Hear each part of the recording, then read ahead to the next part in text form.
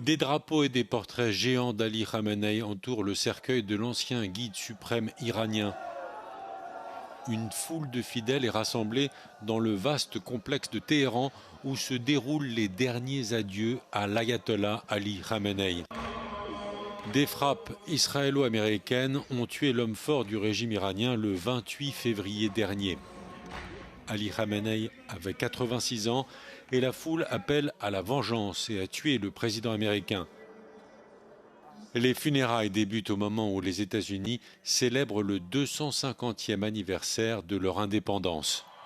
They want to settle so badly. We gave them a week off for a funeral because we're nice. L'Iran a décrété un deuil de 6 jours. Les obsèques se déroulent 6 mois après les manifestations d'opposition que le régime iranien avait réprimées dans le sang. L'ayatollah Ali Khamenei sera inhumé mercredi à Mashhad, la ville sainte iranienne où il était né en 1939. Le pape exhorte l'Europe à agir pour protéger les migrants. L'appel est lancé à l'occasion d'une visite de Léon XIV à Lampedusa, où le souverain pontife s'est notamment rendu à la porte de l'Europe, un monument dédié aux migrants morts alors qu'ils tentaient de traverser la Méditerranée. Le pape fustige un système économique mondial qui engendre la pauvreté et l'exclusion. L'Europa possiede un potenziale unico che le deriva dalla sua storia e dalla sua cultura e quindi una pari responsabilità.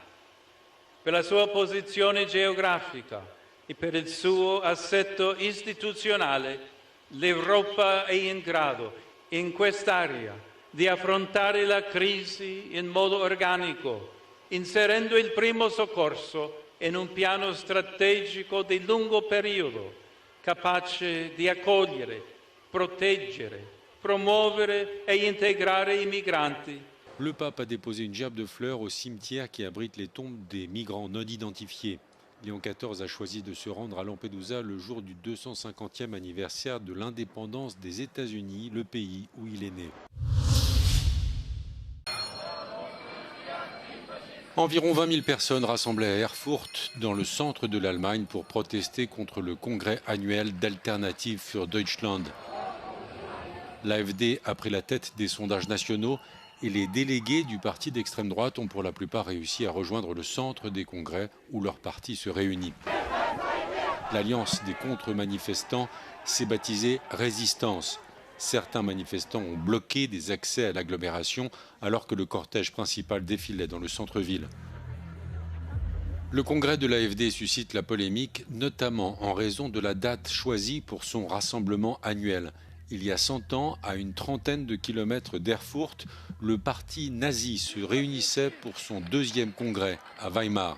Les contre-manifestants dénoncent une provocation de l'AfD.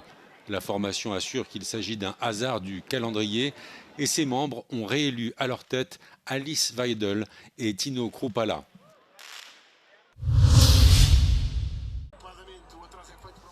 L'un des outsiders de cette Coupe du Monde, l'équipe du Cap-Vert, a poussé l'Argentine dans ses derniers retranchements dans les 16e de finale, mais un but contre son camp en fin de prolongation a finalement permis aux champions du monde en titre de se qualifier sans encombre pour le tour suivant.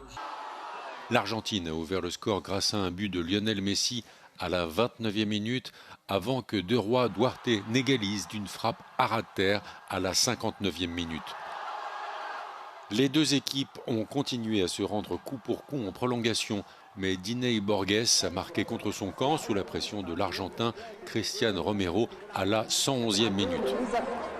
De son côté, l'Égypte est entrée dans l'histoire de la Coupe du Monde en remportant sa première victoire en phase à élimination directe depuis ses débuts en 1934.